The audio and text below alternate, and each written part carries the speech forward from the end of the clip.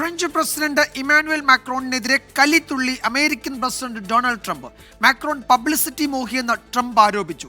G7 ഉച്ചകോടിയുടെ അവസാന ദിവസം US പ്രസിഡന്റ് മടങ്ങിയെന്ന മാക്രോണിന്റെ പരാമർശമാണ് ട്രംപിനെ ചൊടിപ്പിച്ചത്. G7-ൽ നിന്ന് റഷ്യയെ ഒഴിവാക്കിയതിനെ ട്രംപ് കുറ്റപ്പെടുത്തിയിരുന്നു. കാനഡയിൽ നടക്കുന്ന G7 രാജ്യങ്ങളുടെ ഉച്ചകോടിയുടെ അവസാന ദിവസം ഡൊണാൾഡ് ട്രംപ് മടങ്ങിയത് അഭ്യൂഹങ്ങൾക്കിടയാക്കിയിരുന്നു. ഇസ്രായേൽ ഇറാൻ യുദ്ധത്തിൽ അമേരിക്കയും പങ്കുചേരുമെന്നായിരുന്നു അഭ്യൂഹം.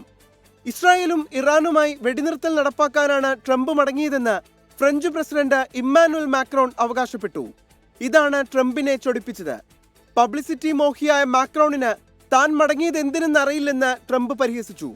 വെടിനിർത്തലിനേക്കാൾ വലിയ കാര്യത്തിനാണ് തിരിച്ചതെന്നും ട്രംപ് ട്രൂത്ത് സോഷ്യലിൽ കുറിച്ചു. G7 രാജ്യങ്ങളിൽ നിന്ന് റഷ്യയെ ഒഴിവാക്കിയതിനെയും അമേരിക്കൻ പ്രസിഡന്റ് വിമർശിച്ചു. പുടിൻ ആഗോള ചർച്ചയിൽ പങ്കാളിയായിരുന്നെങ്കിൽ യുക്രൈൻ സംഘർഷം തടയാമായിരുന്നു. മുൻപുണ്ടായിരുന്ന G8-ൽ നിന്ന് പുറത്താക്കിയപ്പോൾ അപമാനിതനായതായി പുടിന് തോന്നിയിട്ടുണ്ടാകുമെന്നും ഡൊണാൾഡ് ട്രംപ് പറഞ്ഞു.